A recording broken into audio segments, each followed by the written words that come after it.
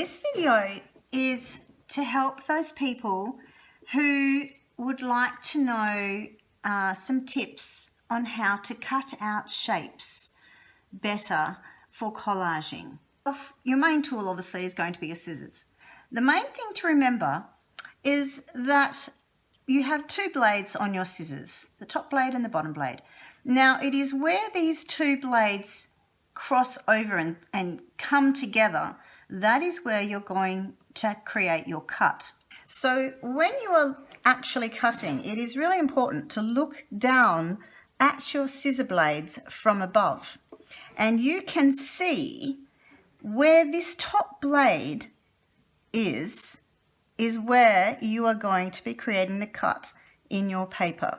So a good way to practice your control is to create some lines on a piece of paper and practice going along them with your scissors and cutting the shape.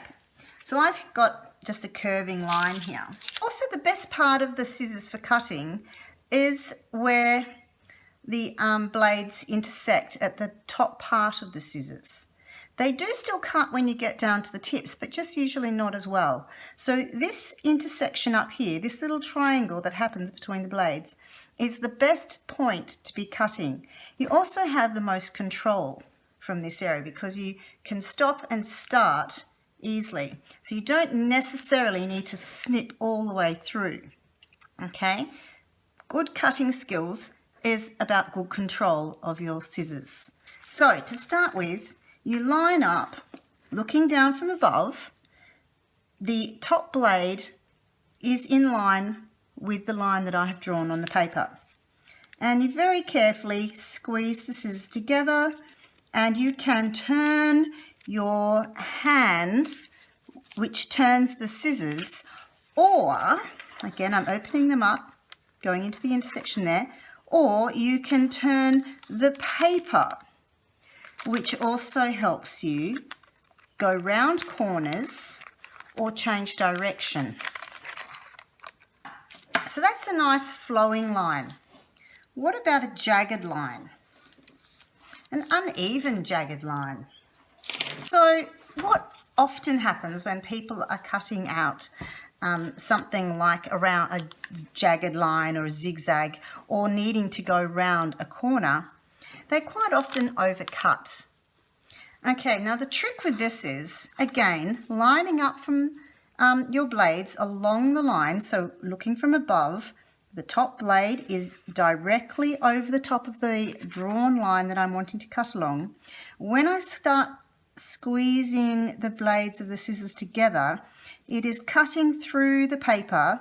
Now I can see, if I'm not cutting too quickly, I can stop exactly where the line changes direction. I can then release my scissors, turn my paper around and my scissors, line them up again, and again squeeze them together slowly. Again, when it has changed direction, I open the scissors again, turn it around, cutting to when it changes direction. Okay, so that's just the basic cutting manipulation skills for the scissors. There is one more that is a little bit more advanced, and it's particularly for collage. If you are cutting a piece of magazine paper, sometimes when you cut, there is a white line along the edge. Now, if you want to get really good at your collage, what you need to do is actually change the angle of your scissors slightly, so that as you cut, it is a little bit on a diagonal edge. This will mean that the top part of the paper on the edge is a little bit thinner, ever so slightly thinner, than the part in the middle. So when you glue it down, your transition along the edge of the paper will end up being more smooth and continuous. So instead of doing the cutting style that I was just showing you with the zigzags, which is really about control, once you have got your control and you're feeling really confident, give this a try as well. What you need to be looking for now is, again, still watching where the blade is going, but your blade is being held slightly on the side. This point where it intersects is where the cut is going to happen. So I squeeze the blades together and then I'll change direction and I'll go back again.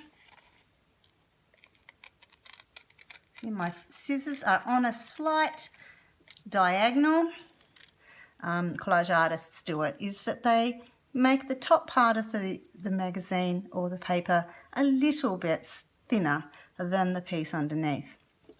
Obviously it's easier to do the sharper your scissors are. Another tip around cutting out and collaging that I'd like to share with you is when you get a magazine and say you're on a treasure hunt for a particular colour or a picture, or part of a picture, and you see something that you like. So in this case, I'm on the hunt for, say, red. And I go, oh, there's a nice little bit of red there. And I kind of like the green eyeballs as well. All right, so when we're cutting from magazines, the best thing is really to remove the page. This just allows you to have a little bit more movability with the paper. It's quite hard to cut if it's still stuck into the book. The next thing you can do is, if it's an area of a page, so say for example on this one here, I just wanted these orangey leaves, I could just cut around that whole space roughly, and then I have a smaller piece of the paper to then cut out the shape more carefully from. In this case, I'm actually wanting the M. So I'm going to cut it out as a square. I'm going to go around the M like this. And I'm just going to cut it out the way the M is there. I'm going to place my scissors and I'm going to cut along the edge. I don't need to draw on this because I've already got an outline that I like. And you don't always need to draw anyway. If you feel confident that you can cut the shapes out the way you want them to look, then experiment with that, try it out. The drawing just helps you get a little bit more accuracy. So can you see, as I'm cutting, I'm not cutting quickly, I'm cutting quite slowly, and I'm stopping when I'm changing direction, opening the blades, swiveling the paper, and then continuing to gradually squeeze the scissor blades together, and I'm turning and moving the paper. All right. Now, the final tip that I have for cutting out colours and things like that from a magazine, in this one here, there's lots of lovely yellow in the middle there. So I would probably come in from the bottom down here, and I would cut out the shape or the part of the yellow that I'm interested in. Trying to always cut into the page from the closest point.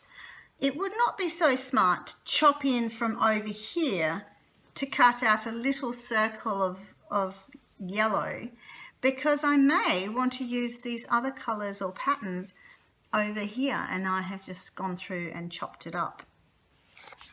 So always think carefully.